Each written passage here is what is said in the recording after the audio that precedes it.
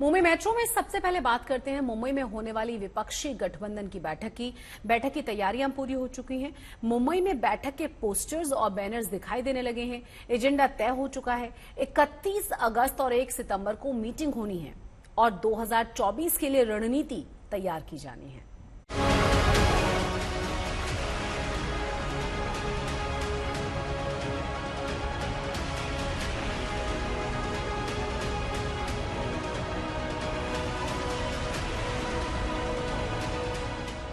Meeting की तैयारी पूरी हो चुकी है। मुंबई में जगह जगह विपक्षी गठबंधन के पोस्टर और बैनर लग चुके हैं। ये तस्वीरें बांद्रा और माहिम इलाके में लगे बैनर की है, जिसमें लिखा है, जुड़ेगा भारत, जीतेगा इंडिया।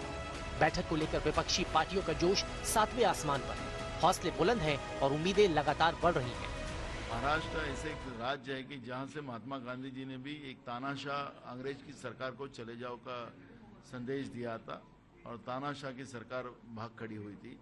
वैसे ही अब देश में एक तानाशाह की सरकार बैठी है, उसको भी मुंबई से चले जाओ का नारा लगाने का भी आगाज हो सकता है और इंडिया अलायंस का मीटिंग का एक बड़ा मैसेज पूरे देश में जा सकता है। मुंबई में होने वाली इंडिया गठबंधन की बैठक के आयोजन की जिम्मेदारी महाविकास अघाड़ी में शामिल 3 पार्टियों पर है। सबकी अलग अलग जिम्मेदारियां हैं। कांग्रेस से लेकर एनसीपी और उद्धव गुटवाली शिवसेना बैठक पर बैठक कर रही है और बीजेपी की अगुवाई वाली एनडीए को ललकार रही है।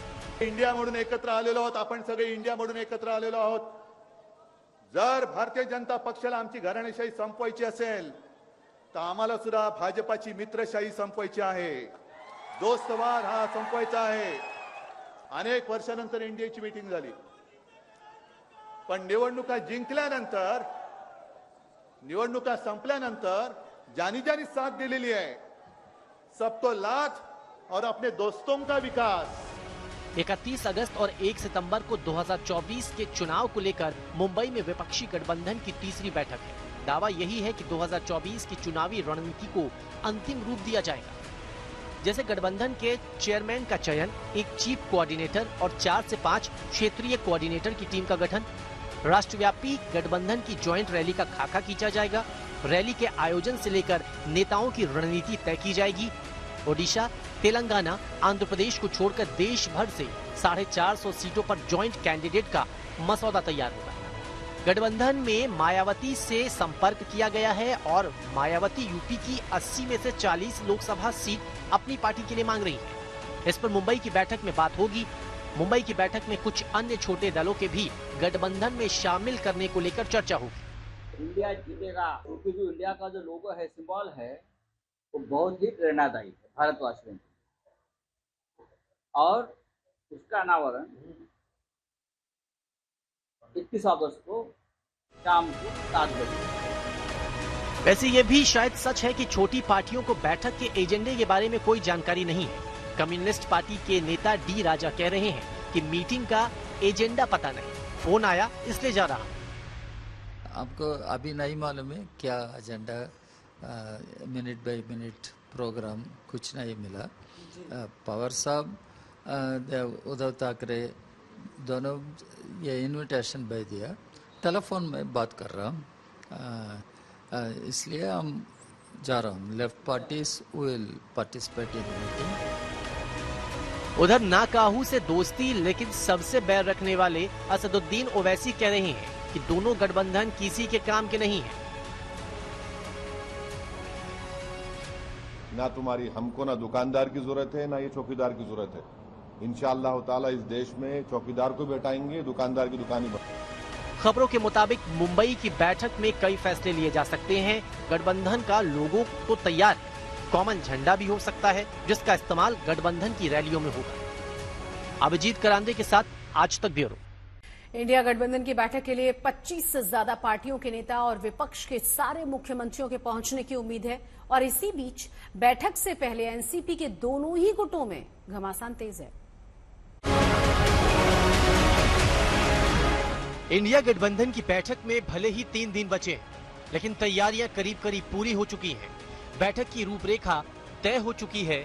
चलिए सबसे पहले आपको बताते हैं कि शुरुआत कैसे हो रही है। शरद पवार उद्धव ठाकरे के साथ 30 अगस्त को शाम 4 बजे विपक्षी गठबंधन इंडिया की तरफ से प्रेस कॉन्फ्रेंस करेंगे। 31 अगस्त को विपक्षी नेताओं का होटल ग्रैंड हयात में शाम 6 बजे स्वागत किया जाएगा, जिसके बाद शाम 6:30 बजे नए लोगों का अनावरण होगा। फिर रात 8 बजे उद्धव ठाकरे की तरफ से सबके लिए भोजन का आयोजन। 1 सितंबर को विपक्षी गठबंधन इंडिया की बैठक की शुरुआत ग्रुप फोटो सेशन के साथ होगी, जिसके बाद बैठक शुरू होगी। महाराष्ट्र में महाविकास आघाड़ी उस बैठक की आयोजक है, होस्ट है, निमंत्रक है और हम लोगों की कांग्रेस, शिवसेना, राष्ट्रवादी कांग्रेस और जो महाविकास आघाड़ी में शामिल पार्टियां हैं महाराष्ट्र में, सब लोग मिलजुल कर इस बैठक को सफल बनाने की पूरी तैयारी में जुटे हुए हैं और तैयारी आखिरी दौर में है। उसकी विस्तृत जानकारी 30 तारीख को तीनों ही पार्टी के प्रमुख प्रेस कॉन्फ्रेंस के माध्यम से देश की मीडिया को और जनता को संबोधित करके बताएंगे।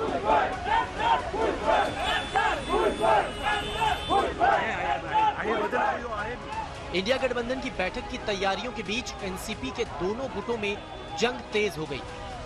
मुंबई से सटे ठाणे में शरद पवार गुट के कार्यकर्ताओं ने छगन भुजबल के खिलाफ नारेबाजी की और उनका पुतला जलाया।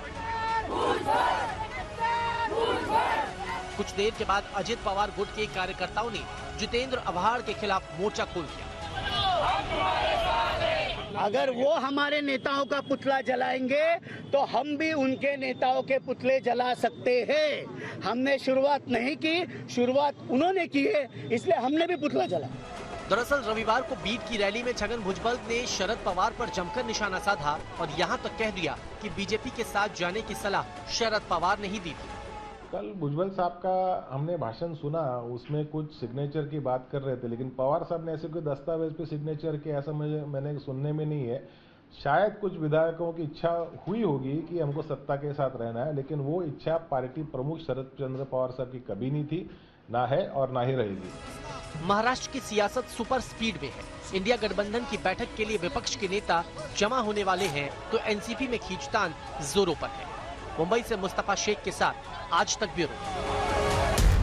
इस समय पूरी दुनिया में लोग कंफ्यूज्ड हैं।